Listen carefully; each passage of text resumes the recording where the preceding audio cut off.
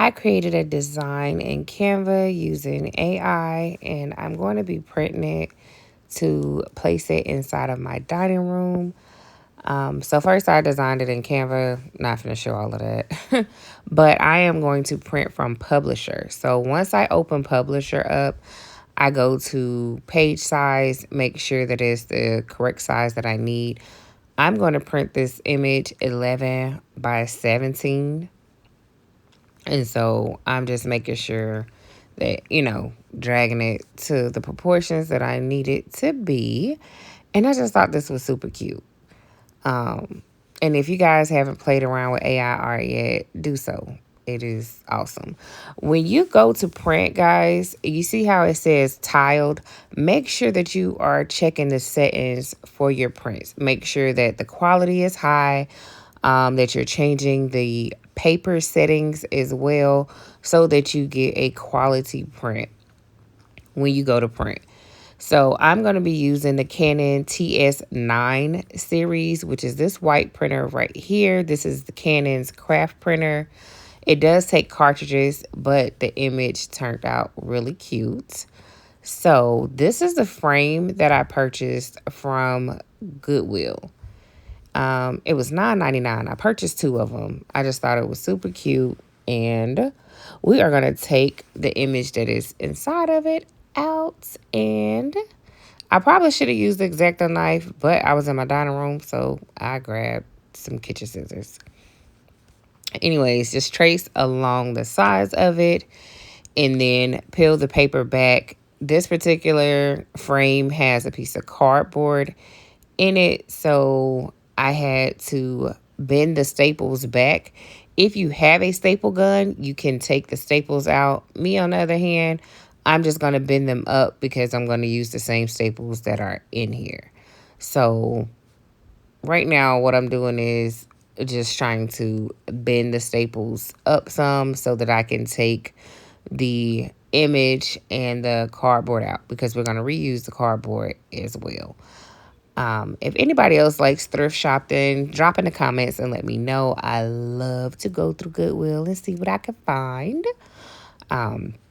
So now that we have that out, this is what the image looks like that was in there. It's kind of faded, kind of dated. So we're not going to use that. But seeing that it already has this piece of cardboard in it, we are going to use that. I probably should have did that off the camera. I was just cleaning I'm trying to clean the glass. But you can do that later. I'd like to wipe the inside of the frames down before I put images back into them. So I don't know. Maybe I'm weird. When y'all dust, do you take the frame apart or you just dust the top of y'all frames? Let me know. All right. So again, we're going to use the back side of this. I'm trying to bring the camera up above so that you guys can get a good image or view of what I'm doing. I am going to use some Cricut brand permanent vinyl to cover this piece of cardboard. I thought that this color would be really cute behind the image. And this is a textured vinyl from Cricut. Something I had in my craft space. And I was like, it came in handy. I believe it came in one of the Cricut mystery boxes. But I am going to just measure out a little piece, cover the cardboard. Of course, it's going to be slightly off, so I am going to have to put another little piece down the side. So as you can see, over to the right, there's like a little piece. And then I'm just going to bend this back.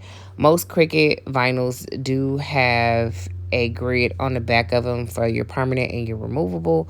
If you can't cut a straight line or you failed scissors like me, that comes in handy. And we are just going to smooth this on. You can use a scraper or, an old debit card or gift card to smooth it out.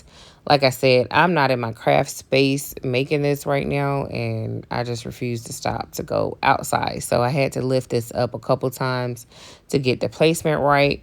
Permanent vinyl is not forgiving. So if you make a mistake, you're probably going to be either stuck with it depending on if you are working on a paper craft. But you see how it pulled up pieces of the cardboard? I still had to make sure that it was even while I was trying to get some of the bubbles out.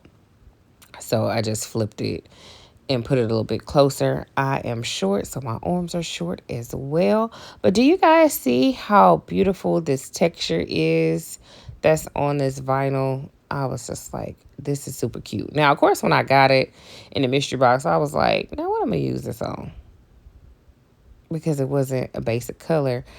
But we're here now, and we have a use for it, and it's going to be really cute.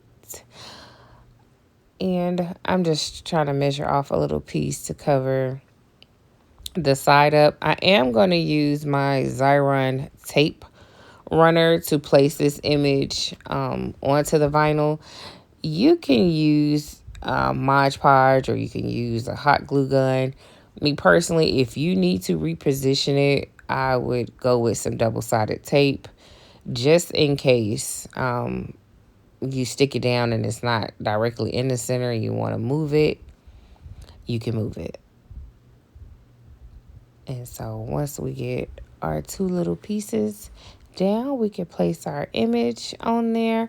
I did print out two images. Only one image is in the video because, of course, it takes time to record and edit the videos in order to make content. So I just pretty much sped through the second one so that I can go ahead and get done. The holidays are upon us, and whoever is cooking Thanksgiving dinner at your house, I am praying for you because I know how stressful that is, trying to make sure you got everything and everything is in order on top of still having to get through the work week. So we are here, and I'm just going to line this little piece up, and that is that. I wonder what other projects we could use that for, because it's really cute. But do you see this? Isn't it gorgeous? I think it's gorgeous. But like I said, I created this image in Canva using the AI. So if you are trying to put pictures in your house and you're really not sure what kind of artwork you want, try playing around with it, and you can print it. Or you can print it at Walgreens if you don't have a large format printer. And we're just going to use the Xyron tape runner to go around. Oop, I ain't even had a thing open, y'all.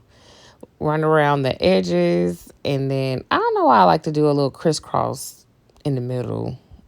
I don't know. I guess it just makes me feel better. I don't think it does anything special, but I don't know. Make a little X in the middle. Make sure you close that back up so your tape be ready next time you go to use it. And we are going to try to line this up in the center. And make sure you smooth it out once you get it on there. And see, look, double-sided tape. Because it was not where I wanted it to be, and I was able to lift it up and reposition it without tearing the image up, which is a plus. In the same process we followed to get this out, we are just going to do those steps in reverse. So we're going to place this back into our frame, place the cardboard backing back onto the frame as well, and then we're going to push those. Oh my goodness, y'all, my brain just completely went empty. We're gonna push the staples back down, and then I'm just gonna put a piece of tape on the back of it. So now that we're placing our image in the inside, the old image is facing the back of the frame, placing our cardboard in, and then use your scissors, or if you had a flathead screwdriver, probably would have been easy to push the staples up and down. But hey, the scissors work just fine too, y'all. So use what you have. There's no need to go and purchase anything else because this project was really quick and easy. From printing to getting it in the frame, I would say probably about 15 minutes. And my handy dandy scissors, I'm going to push all of those back down.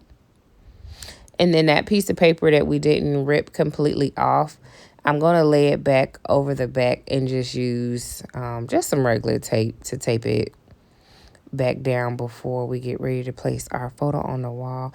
And this is how it turned out, guys. Let me know if you like it. I think it's super cute. Happy crafting, guys.